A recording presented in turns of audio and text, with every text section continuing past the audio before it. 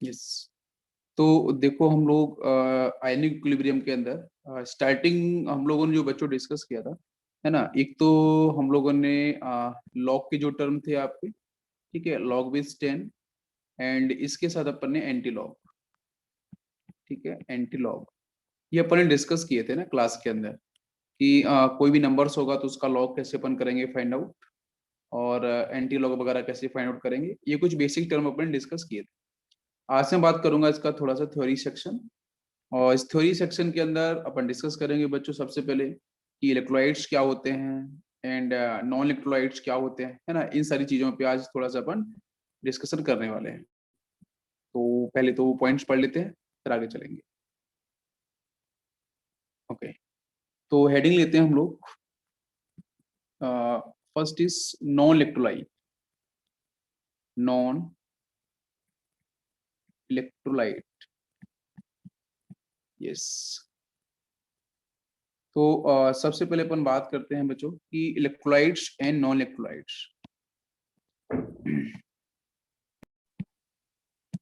Yes, तो electrolytes को हम लोग पहले एक्सप्लेन कर रहे हैं, तो बच्चों यहाँ से ना पहले इलेक्ट्रोलाइट्स को अपन पकड़ लेते हैं। इलेक्ट्रोलाइट्स क्या, तो अगर आप केमिस्ट्री की टर्म की बात करोगे, ठीक है, अगर आप को रिलेट करना चाह रहे हो कि केमिस्ट्री के टर्म में इलेक्ट्रोलाइट्स का मीनिंग क्या है, तो केमिस्ट्री के अकॉर्डिंग बच्चों इलेक्ट्रोलाइट्स कुछ स्पेशल स्पेसिफिक आपके कंपाउंड्स होते हैं, ठीक है। ऐसे कंपाउंड्स, ऐसे कंपाउंड्स जो बच्चों आयंस को प्रोड्यूस करते हैं जब उनको डिसॉल्व करते हैं अपन पर्टिकुलर सॉल्वेंट के अंदर। कुछ ऐसे कंपाउंड्स जिनको अपन पर्टिकुलर सॉल्वेंट्स में डिसॉल्व करते हैं, और सॉल्वेंट्स की बच्चों बात करें तो universal solvent is water molecules. तो ऐसे कुछ कंपाउंड्स, ठीक है, केमिकल्स जिसको अपन सॉल्वेंट में डिसॉल्व करें, स्पेसिफिक बच्चों वाटर मॉलिक्यूल्स में डिसॉल्व करें, और डिसॉल्व करने के बाद वो ब्रेक हो जाए किसमें, आयंस की फेज में, ठीक है। आयंस का बेसिक मतलब क्या है, आयंस का बेसिक मतलब है आपके कैटायंस, और आयंस का मतलब आपका एनायंस। हम इनकी बात करेंगे, ठीक है। तो बहुत ही स्पेसिफिक है, व्हाट इज इम्यूनो इलेक्ट्रोलाइट्स। तो अकॉर्डिंग टू केमिस्ट्री प्रोफेसर, जिसमें अपन बात कर सकते हैं कि हमारे इलेक्ट्रोलाइट्स कुछ ऐसे कंपाउंड्स हैं जिनको अपन पानी में या फिर किसी भी एक्वा सॉल्यूशन के अंदर, ये भी अपन यूज कर सकते हैं किसी भी एक्वा सॉल्यूशन के अंदर। एक्वस मींस वाटर मॉलिक्यूल्स, है ना, एक्वा। तो जब उस कंपाउंड्स को अपन एक्वा सॉल्यूशन या वाटर मॉलिक्यूल्स में डिसॉल्व करेंगे तो बच्चों वो ब्रेक हो जाता है आयंस की फेज में। Now it is clear. तो जब वहां पे आयंस आपको मिल जाएंगे, वो आयंस आइदर ए पॉजिटिव और नेगेटिव, ठीक है, ये चार्ज आपको देखने को मिलेगा। तो इनको अपन क्या बोलते हैं, इलेक्ट्रोलाइट्स बोलते हैं। It is clear. तो डिसोसिएशन होने के बाद अगर आयंस बनेगा, डेफिनेटली वी विल कॉल कि वो आपके इलेक्ट्रोलाइट्स होंगे। But next point is this कि यहाँ पे अपन नॉन इलेक्ट्रोलाइट्स क्या बोलेंगे, तो नॉन इलेक्ट्रोलाइट्स का बेसिक मतलब यही है कि हम ऐसे कंपाउंड्स, मैं पूरे कंपाउंड पूरे टर्म की बात करूंगा कि नॉन इलेक्ट्रोलाइट्स क्या होंगे। तो बच्चों ऐसे कंपाउंड्स, ठीक है, कुछ ऐसे कंपाउंड्स जिनको अगर आप एक्वस सॉल्यूशन में डिसॉल्व करते हो, एक्वस मतलब वाटर मॉलिक्यूल्स, यस प्रगति, अगर आप उसे वाटर मॉलिक्यूल्स में डिसॉल्व करते हो तो डिसॉल्व करने के बाद वहां पे आयंस का फॉर्मेशन नहीं होगा, ठीक है, दिस इज इंपॉर्टेंट। वहां पे आयंस का फॉर्मेशन नहीं होगा, तो उसे अपन क्या बोलेंगे, नॉन इलेक्ट्रोलाइट्स अपन बोल सकते हैं। इट इज क्लियर कि आप उसे अगर डिसॉल्व करते हो किसी भी सॉल्वेंट्स लाइक वाटर मॉलिक्यूल्स में, तो वहां पे आयंस का फॉर्मेशन नहीं होगा, is called non electrolytes. Perfect. अब इसको भी मैं थोड़ा सा और डिफरेंट वे में इसे एक्सप्लेन कर देता हूँ, और भी अब हम समझेंगे। जैसे बच्चों मैं आपसे पूछूं कि चलो कुछ एग्जांपल लेते हैं अपन नॉन इलेक्ट्रोलाइट्स के, ठीक है, कुछ important examples of non electrolytes according to NCERT, ठीक है, जिसमें हम सबसे पहले बच्चों फर्स्ट बात करते हैं ग्लूकोज की, ठीक है। First is glucose and second one is starch या सुक्रोज, सुक्रोज अपन ले सकते हैं, ठीक है, सुक्रोज हो गया, ग्लूकोज हो गया, सुक्रोज हो गया, एंड स्टार्च हो गया, ठीक है, स्टार्च के बारे में बात कर सकते हैं। नेक्स्ट वन इज सेलुलोज, ठीक है, next is cellulose, starch, cellulose, and as well as urea, urea भी हो सकता है ना। तो ये सारे के सारे कंपाउंड्स को अगर बच्चों में क्या करता हूँ वाटर मॉलिक्यूल्स में डिसॉल्व करूँ, तो आपको मैं समझाता हूँ, थोड़ा ध्यान देना। वाटर मॉलिक्यूल्स की बात करते हैं तो यहाँ पे ऑक्सीजन और दो हाइड्रोजन, ये इसका स्ट्रक्चर है। तो अब आप देख चेक करो तो यहाँ पे दो वैलेंसी 6 है, 6 वैलेंसी सेटिस्फाइड हो रही है, ठीक है। आपके 4 इलेक्ट्रॉन्स तो बच्चों कहाँ पे हैं? 4 इलेक्ट्रॉन्स आपके लोन पेयर में है, बाकी 2 इलेक्ट्रॉन्स यहाँ पे बॉन्ड पेयर में दिखाई दे रहे हैं। अच्छा, अब आपको पता है कि ऑक्सीजन और हाइड्रोजन दोनों के इलेक्ट्रॉन की डिफरेंस आने वाला है प्रॉपर। तो इलेक्ट्रोनेगेटिविटी की बात करी जाए तो ऑक्सीजन की इलेक्ट्रोनेगेटिविटी काफी अधिक होती है कंपेयर टू हाइड्रोजन, ये भी पॉइंट की, जिसकी वजह से यहाँ पे क्या होगा, आपका चार्ज डेवलप होगा। चार्ज का मतलब यहाँ पे चार्ज आपका प्लस होगा, यहाँ पे चार्ज माइनस। एक्चुअली में क्या होगा, जो ऑक्सीजन होगा वो ऑक्सीजन और हाइड्रोजन के बीच में जो 2 इलेक्ट्रॉन्स दिखाई दे रहे हैं, है ना, कौन से इलेक्ट्रॉन्स, मैं उनकी बात कर रहा हूँ, ये 2 इलेक्ट्रॉन्स है ना, यहाँ पे इस बॉन्ड के अंदर ये 2 इलेक्ट्रॉन्स दिखाई दे रहे हैं, इस बॉन्ड के अंदर OH के अंदर ये 2 इलेक्ट्रॉन्स दिखाई दे रहे हैं। तो जो ऑक्सीजन होगा उसकी इलेक्ट्रोनेगेटिविटी वैल्यू, इलेक्ट्रोनेगेटिविटी का मतलब क्या होता है, force of attraction, force of attraction. तो ऑक्सीजन के पास फोर्स ऑफ अट्रैक्शन कहीं अधिक है as compare to hydrogen, because उसकी इलेक्ट्रोनेगेटिविटी वैल्यू अधिक है, जिसकी वजह से वो क्या करेगा, उस हाइड्रोजन के इलेक्ट्रॉन्स को अपने साइड में विड्रॉ करेगा। It is clear. जिसकी वजह से ऑक्सीजन पे चार्ज कैसा आएगा, आपका नेगेटिव चार्ज। ऑक्सीजन पे चार्ज कैसा आएगा, नेगेटिव, है ना, और हाइड्रोजन पे चार्ज कैसा आएगा, आपका पॉजिटिव चार्ज। जिसकी वजह से यहाँ पे क्या होगा कि जो शेयर्ड पेयर, मैं टर्म यूज कर रहा हूँ, शेयर्ड पेयर ऑफ इलेक्ट्रॉन्स, ठीक है, शेयर्ड पेयर ऑफ इलेक्ट्रॉन। तो जो शेयर्ड पेयर इलेक्ट्रॉन्स होंगे उनका मूवमेंट होगा बच्चों कहां से, from less electronegative atom to, जैसे मैं कहूँ हमारे पास एक एटम है ए, एक एटम है बी, मैं समझाता हूँ आप। मैं आपसे कहना चाहता हूँ कि एटम ए और बी में से आपकी एटम बी की जो इलेक्ट्रोनेगेटिविटी है वो कम है as compare to electronegativity of atom A, इस तरीके से। तो मैं आपसे पूछता हूँ कि मुझे बताओ जो शेयर्ड पेयर इलेक्ट्रॉन्स, मतलब शेयर्ड पेयर इलेक्ट्रॉन्स जो लिखा है आपने, शेयर्ड पेयर इलेक्ट्रॉन्स, इनका मूवमेंट कहां से कहां होगा। तो इलेक्ट्रोनेगेटिविटी ए की अधिक है, तो ए क्या करेगा, इस बी के इलेक्ट्रॉन्स को अपनी साइड में विड्रॉ करेगा। समझ में आ रहा है, बिकॉज ए का जो इलेक्ट्रोनेगेटिविटी का मतलब होता है फोर्स ऑफ अट्रैक्शन। तो ए का जो फोर्स ऑफ अट्रैक्शन, मतलब जिसका आपका न्यूक्लियर चार्ज की बात कर रहे हो, जो इफेक्ट्रोन्यूक्लियर चार्ज होगा, तो कहीं ना कहीं ए क्या करेगा, ए के पास पॉजिटिव चार्ज कहीं ना कहीं कर रहा होगा डोमिनेंट, जिसकी वजह से इसकी इलेक्ट्रोनेगेटिविटी वैल्यू क्या है, आपकी मैक्सिमम है। तो वो आसानी से उसको जो न्यूक्लियस के पास प्रेजेंट प्रोटॉन्स होंगे वो आसानी से 20 इलेक्ट्रॉन्स अपने साइड में क्या करेंगे, विड्रॉ करेंगे। ये बहुत ही बेसिक सा लॉजिक है। मैं आपको ये बताना चाह रहा हूँ कि कोई भी मॉलिक्यूल पोलर कैसे होता है, नॉन पोलर कैसे होता है। तो वाटर मॉलिक्यूल्स एक्चुअली में कैसा होता है, वाटर मॉलिक्यूल्स होता है पोलर मॉलिक्यूल्स। और इसकी पोलरिटी के पीछे रीजन क्या है, तो रीजन आपका यही है जो मैंने यहाँ पे एक्सप्लेन किया है। Reason is difference in electronegativity in between oxygen and hydrogen, because electronegativity of oxygen is greater than electronegativity of hydrogen, so that's why oxygen will pull the electrons from the hydrogen atom towards तो जो यहाँ से जो hydrogen के पास electrons है वो कहाँ shift कर जाएंगे, towards oxygen. It is clear. तो जिसकी वजह से क्या होगा, यहाँ पे पोलैरिटी आपकी डेवलप होगी। ओके, जब पोलैरिटी डेवलप हो चुकी है तो अब आप वाटर मॉलिक्यूल्स के अंदर ग्लूकोज को डिसॉल्व करना चाहते हो, तो क्या ग्लूकोज आपका डिसॉल्व होगा, क्या ग्लूकोज भी पोलर मॉलिक्यूल्स है।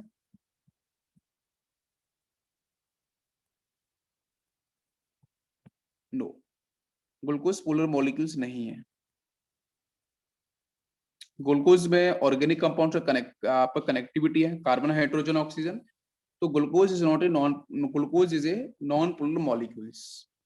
तो ग्लूकोज कैसा है, नॉन पोलर मॉलिक्यूल्स। सुक्रोज भी नॉन पोलर, स्टार्च भी नॉन पोलर, सेलुलोज भी ये ऑर्गेनिक कंपाउंड्स हैं। और ऑर्गेनिक कंपाउंड जनरली कैसे होते हैं, non polar.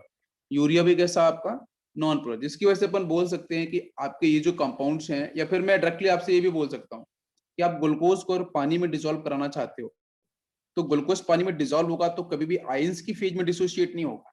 This is important. Urea को पानी में डिसॉल्व करोगे, व्हाट इज द यूरिया, तो NH2 C double bond NH2, यहाँ पे कहीं भी कोई कैटायन नहीं है, कहीं कोई भी एनायन नहीं है। हाँ, आप ये बोल सकते हो कि सर इलेक्ट्रोनेगेटिविटी ऑक्सीजन की अधिक है तो यहाँ पे चार्ज माइनस आएगा, यहाँ पे चार्ज प्लस आएगा, बट एग्जैक्टली यहाँ पे कोई मेटल नहीं है। जब यहाँ पे कोई मेटल नहीं है तो फिर वो कैटाइंस की फेज में जा नहीं सकता है, जिसकी वजह से ये जितने भी कंपाउंड्स में ग्लूकोज की बात करें C6H12O6, कहीं कोई मेटल आपका नहीं है, ठीक है। तो जितने भी कंपाउंड्स आपको देख के सारे के सारे ऑर्गेनिक कंपाउंड्स हैं। तो ऑर्गेनिक कंपाउंड्स को अगर आप डिसॉल्व करते हो वाटर मॉलिक्यूल्स में तो वहां पे आयंस का फॉर्मेशन नहीं होता है। दिस इज इंपॉर्टेंट, ठीक है। तो ये आयंस का फॉर्मेशन नहीं करेंगे, तो अपन बोलेंगे कि ये सारे के सारे कंपाउंड्स के एग्जांपल क्या है आपके, नॉन इलेक्ट्रोलाइट्स। ये समझ में आया? तो बोल सकते हैं compounds not ionized in their aqua solution are called non electrolytes. Now comes electrolytes. Next अपन पॉइंट्स की बात करेंगे कि इलेक्ट्रोलाइट्स क्या होते हैं। तो अगर आपको ना क्वेश्चन आता है, बिल्कुल टिक कर सकते हो कि जितने भी अगर थ्योरी क्वेश्चन आता है कि आपके नॉन इलेक्ट्रोलाइट्स कौन से ऑर्गेनिक कंपाउंड्स, ठीक है ना, वो पानी में डिसॉल्व करोगे तो वहां पे आयंस का फॉर्मेशन नहीं होगा। नेक्स्ट इज इलेक्ट्रोलाइट्स क्या होते हैं, जहाँ पे आयंस का फॉर्मेशन होगा।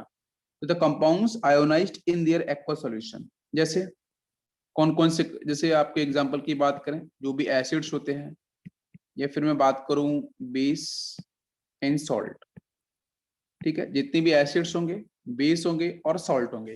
तो एसिड को अपन पानी में डिसॉल्व करेंगे, है ना, एक्वस मीडियम में लेके आएंगे, तो यहाँ से बनेगा आपका H प्लस आयन और एक बनेगा आपका यहाँ से एन आयन, ठीक है, A minus ion.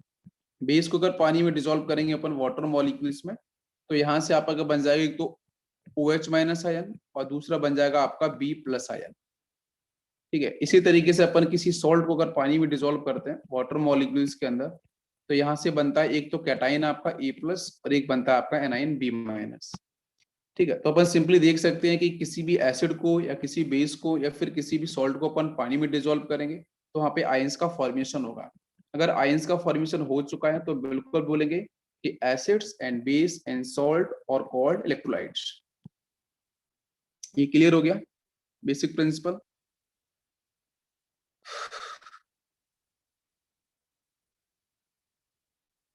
Okay good.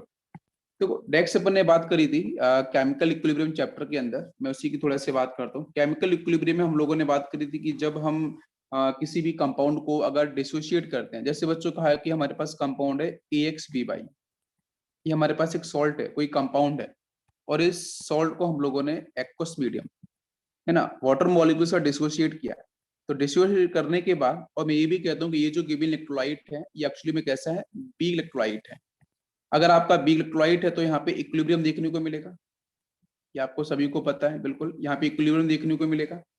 और अगर बी इलेक्ट्रोलाइट्स की बात कर रहे हैं तो बी इलेक्ट्रोलाइट का मतलब क्या है, या तो आपका बीक एसिड होगा, ठीक है, या फिर आपका बीक बेस होगा, इन्हीं दोनों में से कोई एक हो सकता है। सॉल्ट हमेशा कैसे होते हैं, स्ट्रॉन्ग होते हैं, है ना। तो इन दोनों के बीक एसिड और बीक बेस के केस के लिए डिग्री ऑफ डिसोसिएशन की वैल्यू कितनी होती है, लेस देन 1 होती है। लेस देन 1 आपको पता है क्यों होती है, because alpha is equal to होता है आपका x/a, ठीक है। x क्या होता है, number of moles dissociate at equilibrium, और ए होता है इनिशियल नंबर ऑफ मोल्स, ठीक है। तो यहाँ पे अल्फा की वैल्यू आपकी क्या रहती है, 1 से कम। अगर आपके इलेक्ट्रोलाइट्स कैसे होते हैं, बीक एसिड है बीक बेस। अच्छा, मैंने कहा कि AXB हमारे पास एक बीक इलेक्ट्रोलाइट है, उसको पानी में डिसॉल्व किया, डिसॉल्व करने के बाद आपको क्या मिलेगा, तो एक तो मिलेगा ए पे चार्ज कितना आएगा मान लेते हैं। देखो कैटाइन हमेशा पहले लिखते हैं, एनायन हमेशा बाद में, तो ए हमेशा कैटाइन होगा, बी हमेशा एनायन। कोई भी गिवन सॉल्ट है, कोई भी गिवन कंपाउंड है, कैटाइन हमेशा पहले होता है, एनायन हमेशा बाद में, ये रूल से आया हुआ, ठीक है। तो ए के ऊपर plus charge, but plus charge कितना, तो प्लस बाई लिख सकते हैं अपन, यस। प्लस बी पे चार्ज कितना, माइनस होगा, बट चार्ज कितना होगा, -x। ये मैंने कैसे लिखा है, क्रॉस मल्टीप्लीकेशन जो दिख रहा है ना आपको यहाँ पे, ए के एटम्स कितने हैं x, बी के एटम्स कितने हैं बाई। तो जब अपन क्रॉस मल्टीप्लाई करते हैं ना कि भाई ए के नीचे क्या लिखा होगा, बाई, बी के आपके बी के नीचे क्या लिखा होगा, x, जो इसकी बैलेंसी होगी। इस बैलेंसी को अपन क्रॉस मल्टीप्लाई करते हैं तो आपका बना होगा AXB। तो ए की बैलेंसी कितनी है बाई, बी की बैलेंसी कितनी है x, है ना। ये तो रूल्स होता है कंपाउंड्स को लिखने का। तो अपन वही लिखा है, ए पे चार्ज कितना प्लस बाई और बी पे चार्ज कितना -x। बाकी ए के एटम्स कितने हैं x, तो x लिखा जाएगा। बी के एटम्स कितने हैं बाई, तो ये बाई लिखा जाएगा। तो देखो यहाँ पे आपके ये बन चुके हैं आयंस, बट मैंने कहा कि जो गिवन कंपाउंड है वो एक्चुअली में कैसा है, बीक इलेक्ट्रोलाइट है। अगर वो आपका बीक इलेक्ट्रोलाइट है तो इसका मतलब क्या होगा, यहाँ से अगर इसके 10 मोल्स थे तो 10 मोल्स में से मैं मान के चलता हूँ कि यहाँ पे सपोज आपके 4 मोल्स डिसोशिएट हो चुके हैं।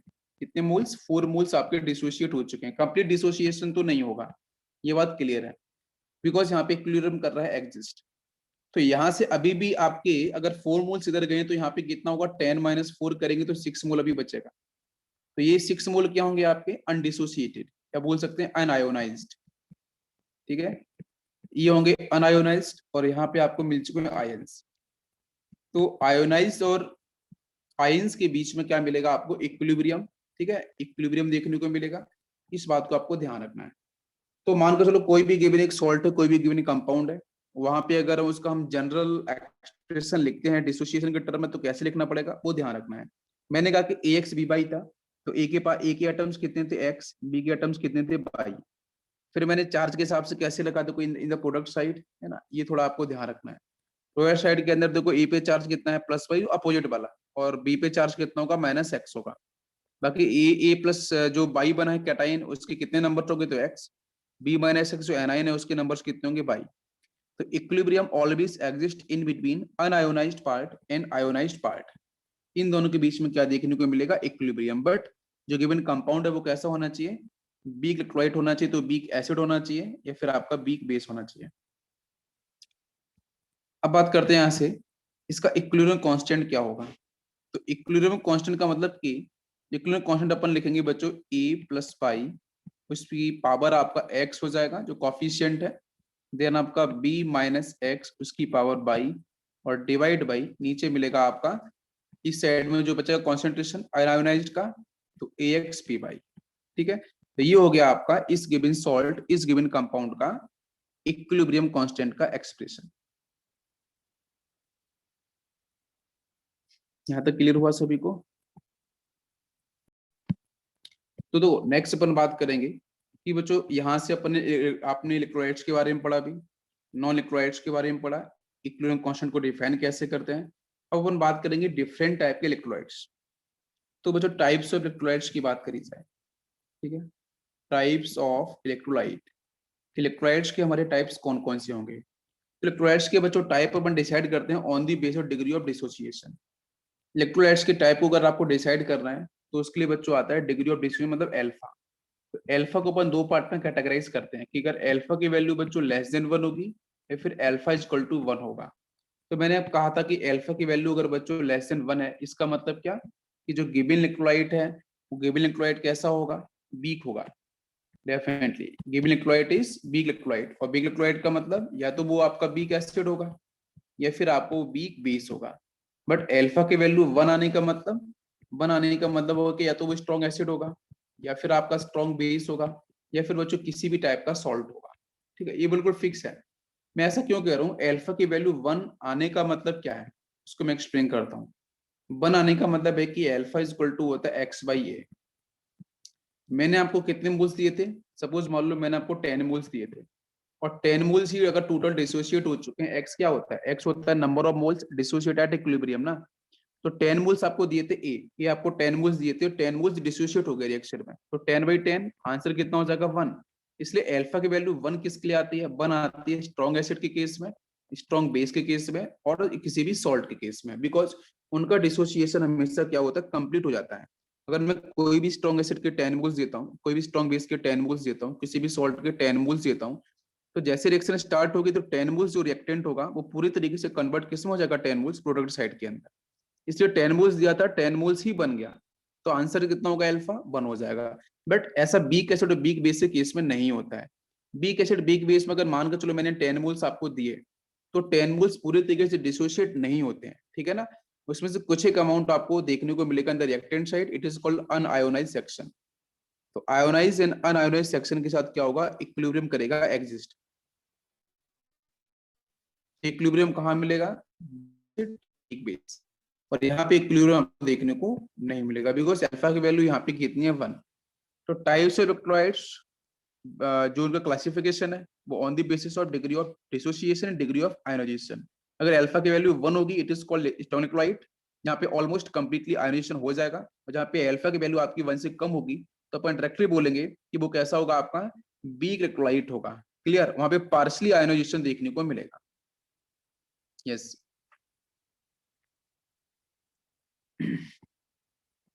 अब और बात करेंगे यहाँ पे कि कुछ इंपॉर्टेंट जो एसिड्स हैं, जिसमें एसिड बेस थ्योरी को अपन पहले ही पढ़ेंगे। तो फर्स्ट एसिड बेस थ्योरी आपकी आती है, इट इज फर्स्ट सबसे ओल्डेस्ट थ्योरी आपकी है अरेनियस एसिड बेस थ्योरी।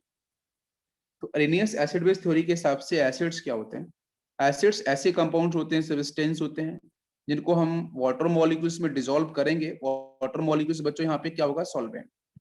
ठीक है, मतलब ऐसे कोई से भी कंपाउंड अगर उन्हें आप पानी में डिसॉल्व करते हो, वाटर मॉलिक्यूल्स में डिसॉल्व करते हो, तो डिसॉल्व करने के बाद वहां पे H+ आयन मिलना चाहिए, तो उसे अपन क्या बोलेंगे, अरेनियस एसिड, साइंटिस्ट के नाम पे। ठीक है, अरेनियस बेस क्या होंगे, कोई से भी कंपाउंड्स, उनको अपन वाटर मॉलिक्यूल्स में डिसॉल्व करेंगे। एक बात फिक्स है कि अरेनियस एसिड बेस थ्योरी के अंदर जो आपका सॉल्वेंट है, वो सॉल्वेंट फिक्स है, कौन सा, वाटर मॉलिक्यूल्स। अरेनियस के हिसाब से किसी भी एसिड बेस को अगर आपको डिसॉल्व कराना है तो किस में करा सकते हो, सिर्फ वाटर मॉलिक्यूल्स में।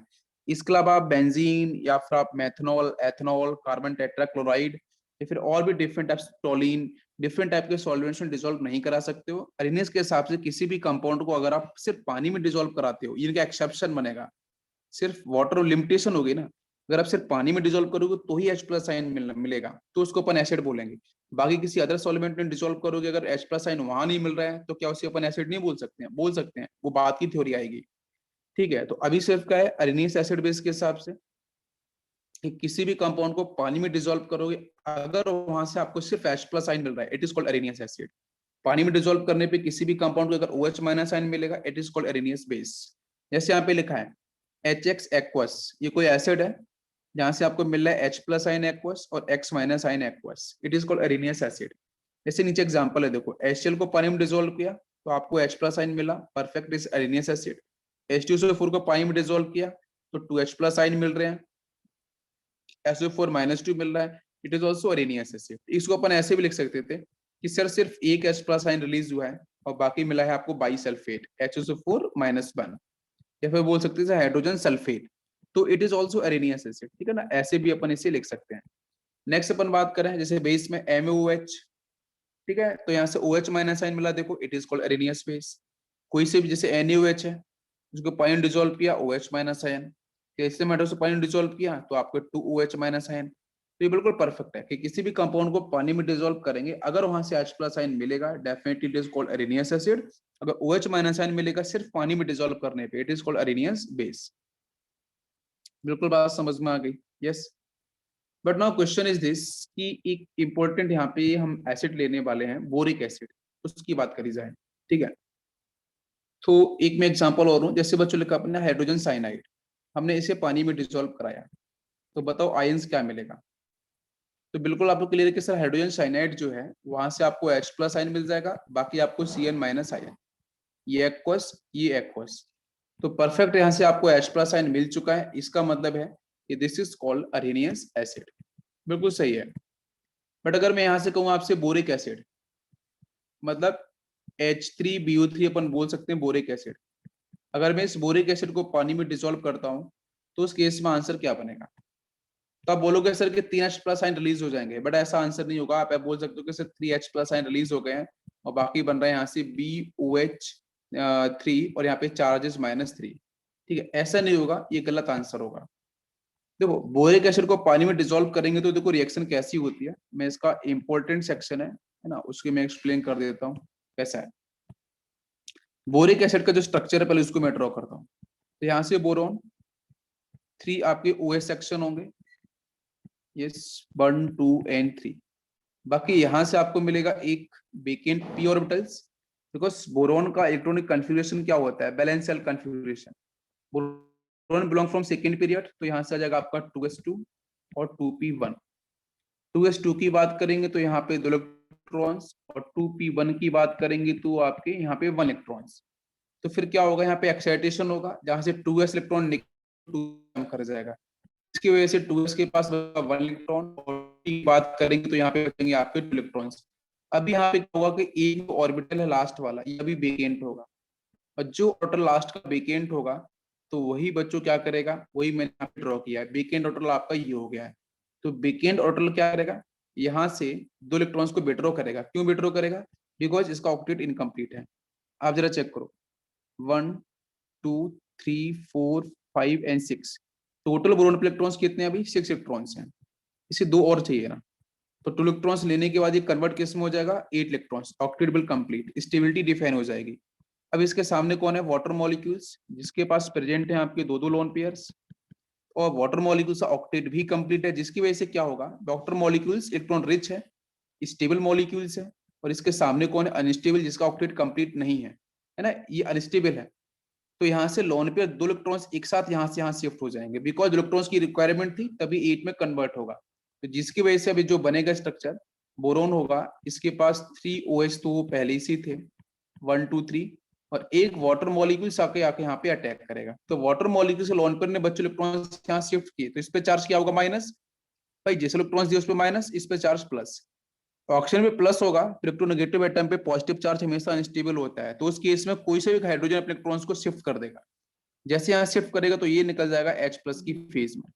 H+ साइन बाहर जाएगा तो देखो बोरोन के साथ क्या मिलेगा, बोरोन के साथ यहाँ पे मिल जाएगा आपके 4 OH ग्रुप मिल जाएंगे, और -1 चार्ज आपका साथ में लिखा जाएगा। इतनी बात समझ में आ रही है।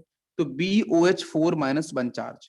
बट समझो यहाँ से कि जो H+ साइन बाहर निकला है, जब वो एक्चुअली में आपकी बोरिक एसिड का था तो नहीं था, वो H+ साइन किसका, उस वाटर मॉलिक्यूल्स का है। अगर आप ध्यान से देखो तो ये H+ साइन था, तो H+ साइन किसका है, सिर्फ वो वाटर मॉलिक्यूल्स का है। ये बात समझ में आ रही है। तो बोरिक एसिड एक्चुअली में क्या है, वीक एसिड होता है, और बोरिक एसिड अपने H+ आयन को रिलीज नहीं करता है। बोरिक एसिड क्या करता है, जो वाटर मॉलिक्यूल अटैक कर रहा है उसके साथ, वाटर मॉलिक्यूल जो कनेक्ट हो रहा है उसके साथ, उस वाटर मॉलिक्यूल के पास जो H+ आयन है उसको रिलीज करता है ये। Perfect, yes it is Arrhenius acid.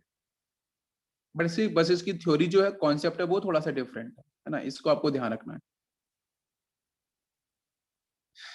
Yes, okay. Next अपन बात करेंगे, इसे कुछ लिमिटेशंस हैं आपकी अरेनियस एसिड बेस्ड थ्योरी की।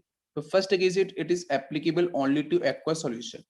ये सिर्फ किसके लिए एप्लीकेबल हो, आपका वाटर मॉलिक्यूल्स। जब किसी भी कंपाउंड के साथ water molecules as a solvent present होगा, तो ही आपका यहाँ पे ये थ्योरी वर्क करेगी। अगर वाटर मॉलिक्यूल सॉल्वेंट नहीं हुआ, तो उस केस में आपकी अरेनियस थ्योरी वर्क नहीं करती है। नेक्स्ट पॉइंट है कि basicity of ammonia is not explain, does not possess hydroxyl group. देखो आपको पता है कि जो अमोनिया है ना, NH3, इसका ऑक्टेट कंप्लीट है। आप चेक करो, एक लोन पेयर्स भी है, और अमोनिया अपने आप में कैसा होता है, एक बेस होता है, अच्छा खासा बेस होता है। तो अमोनिया अगर बेस होता है, बट इसके पास क्या अगर मैं इसको पानी में डिसॉल्व करूं, वाटर मॉलिक्यूल्स में डिसॉल्व करूं, तो क्या आपको यहाँ से OH- आयन मिलेगा? बिल्कुल नहीं, बिकॉज इस अमोनिया के पास कहीं OH- आयन दिखाई दे रहा है नहीं, अपने आप में बेस है, बट इसके पास OH- आयन ग्रुप नहीं है। तो डेफिनेटली बोलेंगे कि एक ऐसा कंपाउंड लाइक अमोनिया, आप उसे पानी में डिसॉल्व करा तो रहे हो, बट वहां से OH- आयन नहीं मिल रहा है डेफिनेटली। तो ये एक यहाँ पे ड्रॉबैक बनता है इनका, कि अगर किसी कंपाउंड के पास OH- आयन नहीं होगा, हाइड्रोक्सिल आयन नहीं होगा, तो क्या उसे अपन बेस नहीं बोल सकते हैं? हाँ, अरेनियस बेस नहीं बोलेंगे, बाकी डिफरेंट बेस और थ्योरीज आने वाली है। आपकी ब्रोंस्टेड थ्योरी आने वाली है, नेक्स्ट आपकी लिविस एसिड बेस थ्योरी आने वाली है, तो वो अपन बोल सकते हैं, बट इसको अपन अमोनिया को अरेनियस बेस नहीं बोलेंगे, बिकॉज इसके पास OH- आयन ग्रुप नहीं है। ये क्लियर हो गया? यस। नेक्स्ट अपन कुछ और पॉइंट्स एक्सप्लेन करते हैं इसके अंदर एक्स्ट्रा। जैसे अपन बात कर रहे हैं इसको एसिड बेस थ्योरी को लेके, तो यहाँ पे कुछ इसकी एप्लीकेशंस हैं, ठीक है। अरेनियस एसिड बेस थ्योरी के कुछ इंपॉर्टेंट एप्लीकेशंस की बात अपन कर लेते हैं। यस,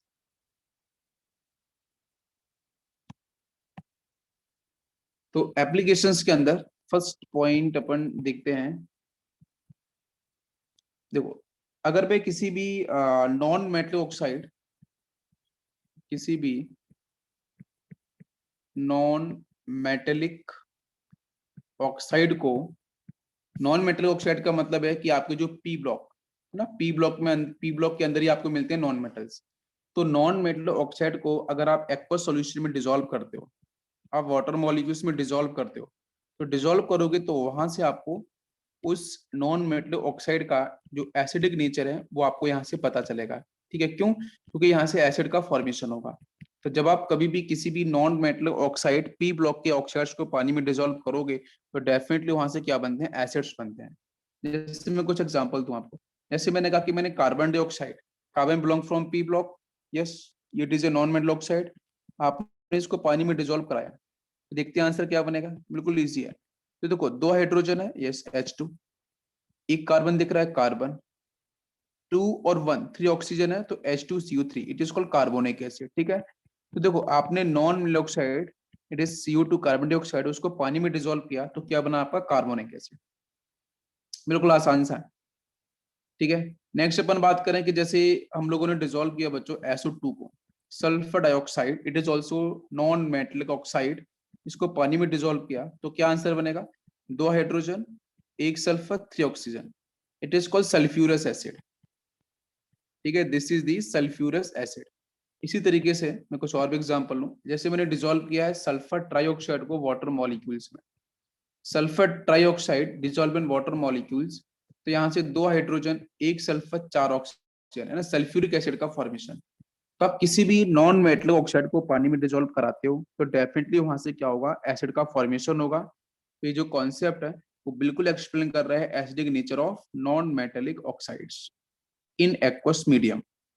बट अगर इसी तरीके से अपन ने किसी बेस को, अगर सेकंड पॉइंट बात करें एप्लीकेशन में, अगर मैं किसी भी मेटल ऑक्साइड को पानी में डिसॉल्व करूंगा,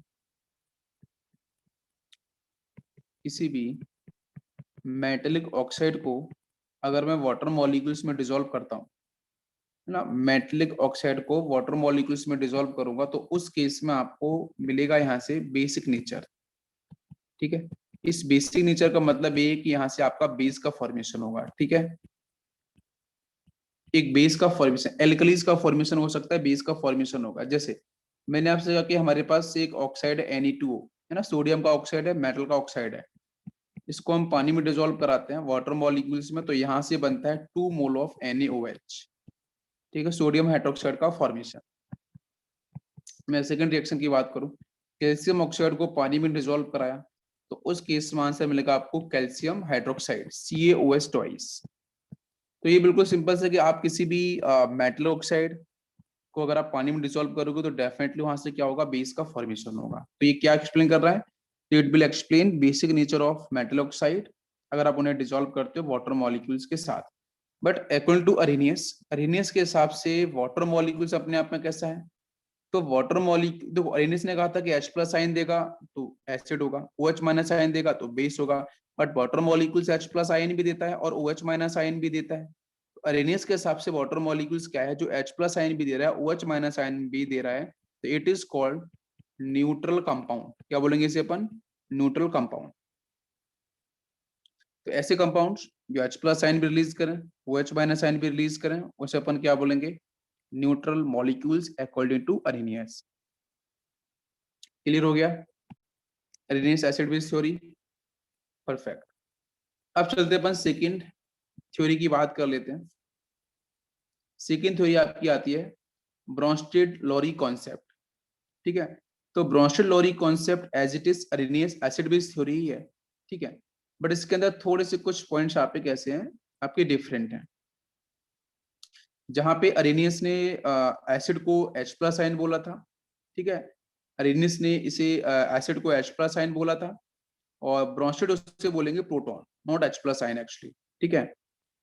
मैं यहाँ से ना एक टर्म और आपको रिलेट करता हूँ, एक टर्म में आपको यहाँ पे और रिलेट करता हूँ थोड़ा सा एडवांस पर्पस से, ठीक है, यही एडवांस में, हालांकि हमने केमिकल इक्विलिब्रियम पढ़ा है तो इसी को रिलेट करते हुए एक पॉइंट अपन डिस्कस कर लेते हैं कि हमें पता है कि किसी भी कंपाउंड की जो एसिडिक स्ट्रेंथ है, एसिडिक स्ट्रेंथ किस पे प्रोपोर्शनल करेगी बच्चों, H प्लस आयन पे, कि कोई भी एसिड कितने ज्यादा number of H plus ion release कर रहा है, कोई भी एसिड कितने ज्यादा H प्लस आयन रिलीज करेगा एक्वस सॉल्यूशन के अंदर, डेफिनेटली उसकी एसिडिक स्ट्रेंथ क्या होगी, ज्यादा होगी।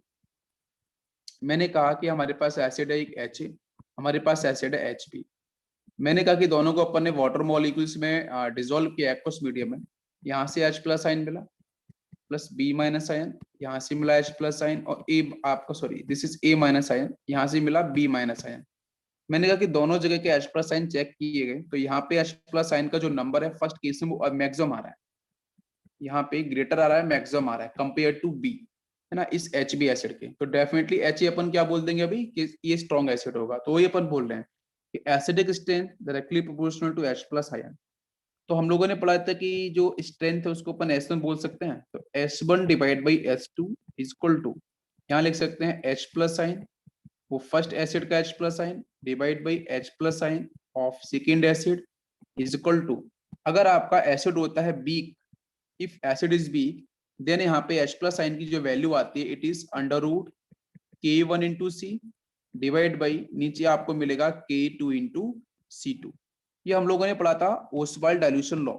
अगर आपको याद हो केमिकल इक्विलिब्रियम के अंदर तो मैंने एक्सप्लेन किया था कि ओसवाल्ड डाइल्यूशन लॉ के हिसाब से आपका जो H प्लस आइन है उसकी वैल्यू कैसी आपकी आती है under root K1 into C2। यहाँ से आपका C1 होगा, ठीक है, नीचे C2 होगा। तो मतलब ये पॉइंट है कि अगर किसी भी एसिड के एस्टिकेशन को डिफाइन करना है तो आप इस तरीके से H प्लस आयन के बेस पे या फिर आपका इक्विलिब्रियम कांस्टेंट जो कॉन्सेंट्रेशन होगा उसके बेस पे आप डिसाइड कर सकते हो। इसी तरीके से बेसिक स्ट्रेंथ की बात भी होती है, थोड़ा सा एडवांस पॉइंट से। अगर मैं बेसिक स्ट्रेंथ की बात करूं तो बेसिक स्ट्रेंथ डायरेक्टली प्रोपोर्शनल किस पे होगा, acidic strength H plus ion पे था तो बेसिक स्ट्रेंथ किस पे होगा, OH माइनस आयन पे होगा। बाकी इसके रेशियो की बात करेंगे तो S1 डिवाइड बाई S2 क्या होगा, अंडर रूट यहाँ से के ए नहीं के बी आएगा ना, बेस है तो K B 1 into C1 divide by under root नीचे हो जाएगा के बी 2 इंटू C2। ठीक है, तो ये रिजल्ट आपको देखने को मिलेगा। ठीक है, के बी क्या है, यहाँ से equilibrium constant for weak base and के ए क्या है, equilibrium constant for weak acid. तो इस रिजल्ट को भी आपको ध्यान रखना। यस, नेक्स्ट अपन बात करेंगे ब्रोंस्टेड एसिड बेस थ्योरी की बात कर रहे हैं। तो ब्रोंस्टेड एसिड की बात करेंगे तो ऐसे कंपाउंड्स जो H प्लस आइन तो यहाँ पे अपन बोल सकते थे but better word is proton. ऐसे कंपाउंड्स जो प्रोटॉन का करते हैं बच्चों डोनर, हम H प्लस आइन नहीं बोलेंगे, H प्लस आइन तो अरेनेज के हिसाब से होगा, बट ब्रोंस्टेड के हिसाब से क्या बोलेंगे, इसे प्रोटॉन। जो प्रोटॉन को देगा it is called Bronsted acid, और जो प्रोटॉन को एक्सेप्ट करेगा it is called Bronsted base. ठीक है, तो यहाँ पे ब्रोंस्टेड थ्योरी के हिसाब से प्रोटॉन को देना, प्रोटॉन का donor it is called Bronsted acid, और जो प्रोटॉन को एक्सेप्ट करेगा it is called Bronsted base.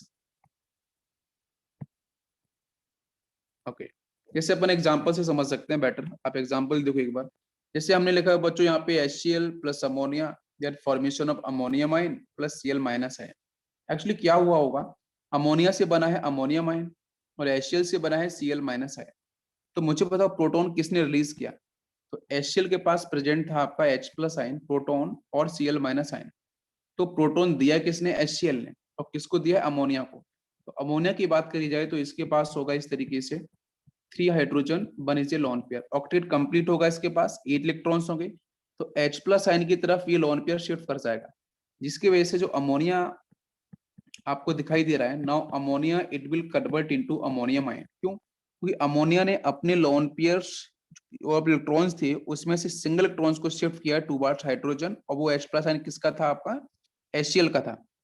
तो HCl ने प्रोटॉन दिया, अमोनिया ने एक्सेप्ट किया, जो प्रोटॉन को देगा it is called Bronsted acid, और जो प्रोटॉन को एक्सेप्ट करेगा it is called Bronsted base. तो इस गिवन रिएक्शन के अंदर HCl is a donor, proton donor, ammonia is a proton acceptor, ये ब्रोंस्टेड एसिड होगा, ये ब्रोंस्टेड बेस होगा। अगर मैं रिवर्स रिएक्शन की बात करूं तो रिवर्स रिएक्शन में क्या होगा, जो अमोनियम आयन है, रिवर्स रिएक्शन मतलब मैं इसको ऐसे ऐसे कर रहा हूँ फॉलो कि हमारे पास ये गिवन था, इससे अपन ये बना रहे हैं। ठीक है, तो अमोनियम आयन से बनना है अमोनिया और Cl माइनस से बनना है HCl। तो अमोनियम आयन के पास थे 4 हाइड्रोजन, अब कितने दिख रहे हैं अमोनिया के साथ, 3 हाइड्रोजन, तो एक कम हो गया ना। तो अमोनियम ने प्रोटॉन दिया है, मतलब ammonium ion will work as a Bronsted acid because वो प्रोटॉन को देके बना है ना अमोनिया, 3 हाइड्रोजन बने हैं 4 से, और Cl माइनस के पास हाइड्रोजन नहीं था, उसके पास HCl यहाँ पे आ चुका है। तो H प्लस ने एक्सेप्ट किया है, acceptor of protons is called Bronsted base. तो इसी गिवन रिएक्शन के अंदर कौन सा आपका रिवर्सिबल रिएक्शन के हिसाब से कौन सा ब्रोंस्टेड एसिड होगा, कौन सा ब्रोंस्टेड बेस होगा, वो अपन डिसाइड कर सकते हैं। तो रिएक्शन क्लियर हुई। ओके, तो आज के सेशन अपन यही फिनिश करते हैं। Thank you.